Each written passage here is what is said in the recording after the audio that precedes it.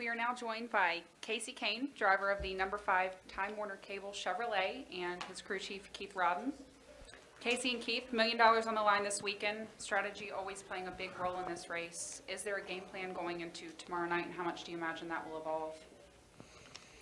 Yeah, I think there definitely is. I think you have to qualify pretty well first. You want to try to start as close to the front as you can to get as many points throughout those rounds as possible. But I think also where you're running on the track kind of decides, helps you decide your strategy, and that's what Keith and our engineers will do throughout the race. They'll figure that out. So my job is just go as hard as you can every lap and pass the car in front of you. Yeah, we always have a plan, and then as soon as the race starts, it all kind of gets blown up in our face, and see what kind of conditions we have in the race, and then that kind of dictates your strategy. So we've talked about it, and all our guys are prepared, but sometimes you have to jump ship and make adjustments during the race. All right, we'll go ahead and open it up for questions. Please raise your hand. We'll start over here. Tyler Burnett, MRN. Kasey, who was the person that started your racing career, your mentor, your right-hand man, if you will, when you first started racing? Well, I would say it was, it was a lot just myself. Like, I really wanted to race since I was, pretty little. But the reason I wanted to is because I'd go to the racetrack, with my dad. He worked on a dirt sprint car in Washington. There's, 20 races a year, 18, something like that. And I'd try to go as much as possible. So I grew up from, being, pretty young, going to, it's called Charlotte Speedway, and just watching and wanting to race. I had a four-wheeler at home, and my cousins were good on four-wheelers, my brother and stuff, so we always raced around our house, our property as much as possible. But I didn't necessarily have like someone that pushed me into it at all. If anything, my parents tried to pull me out, keep me away from it. It's like my dad wanted me to play baseball and basketball and things like that. That was what he did. So I did all that, but I was the one who really wanted to race. Additional questions? We'll go to Jim Utter. Jim Utter, Charlotte Observer. One question for Kasey and one question for Keith. Kasey, it seems like more often than not, while you've been at Hendrick, you've had to spend the first part of some seasons kind of digging out of a points hole for one reason or another. I just wondered how this season kind of offered a different perspective or a different outlook on the rest of the year with not having to go through that. It's been nice not to be, so far behind early in the year. We got out of Daytona without wrecking, and that was something different than I think the 6 previous 500, something like that. So it was nice to start off in the top 10 right off the bat, and we've been able to do a pretty good job of staying in that top 10 since. We've had the only reason we're 10th right now is because of things happening, throughout.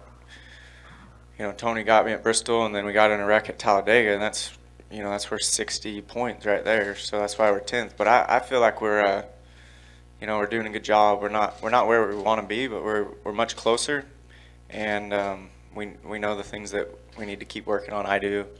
Keith has his things, and the team guys do as well. And we've been trying to accomplish those things each week. And for Keith, obviously you had a working relationship with Kasey a couple years ago before you became crew chief, but how has found your relationship changed at all, being the actual crew chief and working with Kasey now, or is it much different than it was before? Well, I don't really think it's a lot different. We have some of the similar interests. Obviously racing, we're real interested in that, and all these Sprint Cup cars and everything, and then he has his sprint cars for the World of Outlaws. I kind of like to pretend I can come up with something, and I can't, but it's fun. We love racing, and we love other forms of sports and stuff like that. So we've always kind of had a common ground to, we have like something else we can talk about, and then we have our job. And to me, it's been real comfortable, and it hasn't been a lot different. All right, we'll go to the left and then to the back to Claire. Brian Formigo, WXII. This question's for Kasey. Casey, you know, with the return of Kyle Busch, I mean, you've raced on the track with or without other big names around you. I mean, how does that kind of change the dynamic of things when somebody is or isn't out on the track? I'm happy Kyle's back. You know, I know it's I've never had to sit out like that because of injury or anything, and I know as much as he enjoys racing, as good of a race car driver as he is, it had to be really tough on him. So, you know, I'm glad he's back. As soon as I heard he's coming back, I'm texting him like, man, it's great to hear, you know, excited for you, you know, things like that. So I don't know what he went through because it's hard to know unless you're in his shoes, but he has to be, you know, happy to be back in the car. He was fast in practice. So, you know, I think it's pretty cool to have him back. And he's a big part of the Sprint Cup Series, in my opinion. There's so many fans that enjoy watching him, and I know racing with him and just seeing him out there, it's better when he's there. So, yeah, I'm glad that he's back out here. Claire B. Lang, Sirius XM NASCAR Radio. Can you both talk about with the format of the All-Star race, how difficult it is to win? You know, there's not a huge number of cars, but it's very, very competitive. Yeah, it's all the best guys and all the best teams and all the best equipment. And seems like every year is a little bit of a tweak, and this year the segments are a little bit longer. So we'll have to be smart about the type of race we try to call and how aggressive we are. But it's really tough, and it's all about trying to get in the front two rows, I feel like, for the last segment, and you know, be able to race for $1 million. Yeah, I agree. It's you know, it's the best of the best in stock car racing. So you have to have a car that works really well, because if you can't pass, you know, you're not going to win, because you have to come in towards the very front of that final pit stop. So you need to pass. You need to be up front. You know, finish up front in the other segments, and so you have to have a great car. You have to make, you know, good calls throughout the race. You have to push hard, and our cars are, each year it seems like the teams find more downforce. You know, they took more power away, took power away this year, and by more downforce, so you're running way harder than what we have in the past. So that makes it tougher to pass as well. So I don't know. It'll be interesting how the segments go. I'm glad they're a little bit longer, because at least the cars will give up some over those runs, and maybe you'll get an extra spot or two, you know, depending on how well your car's turning and running. But it's not going to be easy. Danny Harnden, Fox 8 in Greensboro High Point. This is for Casey. Casey, we went down with you, or we were there at Fort Bragg when you were there a couple weeks ago. Do you still have your ripped neck scar there? And being there, what does this weekend, is it even more special being around all the military personnel? Well, that was a neat day, and I enjoyed, you know, learning some of those things at Fort Bragg and hanging out with everybody there. So it was pretty cool. It took like 4 days to heal my chin and neck, but that was my fault. I jumped off out of that building the wrong direction, so I screwed that up. But that was good. That's next week. You know, next week they're going to be here supporting the 600, and that'll be a neat event. It's always great to race on Memorial Day weekend and know that we have that privilege, and you know, try to win one of our big races. KirstenKitchens.com. Casey, it's been nearly 3 years since you've been in a truck.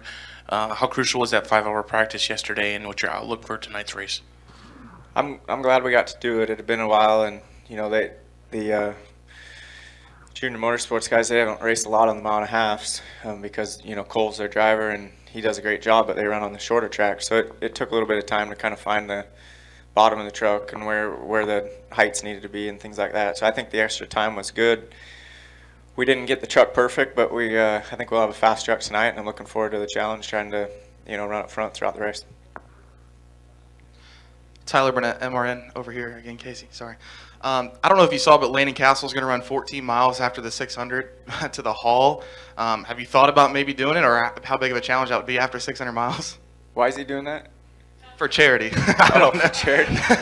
But would you? I know you're a runner, so would you do I it wouldn't 14 do miles? that, though. You Why got to not? be in. You have to be in really good shape. You have to run a ton of miles, log a lot of miles each week. When I ran my half marathons, I was, you know, running, I can't remember, 35 miles a week or something like that. And to run, did you say 16? 14 after the 600, yeah, that's gonna be late. I don't know. I wouldn't do that unless it was for a good cause, and it sounds like charity is, you know, whatever he's doing it for is a really good cause. So that's cool on his part. I hope it goes well for him. Any final questions for Kasey or Keith? We'll go to Nate. We'll go over to the right. Nate Ryan, NBC Sports. For both Keith and Kasey, the last time you guys were here 2 months ago, you tested what was thought was going to be maybe the rules for 2016, and now it looks like they might not be. What did you guys think of that package, and did you think it was going the right direction? Do you think NASCAR might eventually still head there at some point? I think it's tough on all that stuff because it takes time, and you know, you go out there for a couple hours and decide if you're going to run it next year is probably not the right way to do it. So I don't understand exactly how to do it. I liked driving the car by myself way better than driving the car we have right now. That was it was just, you could actually lift and, you know, run and move around on the track. It was just to me, that car drove way better by itself.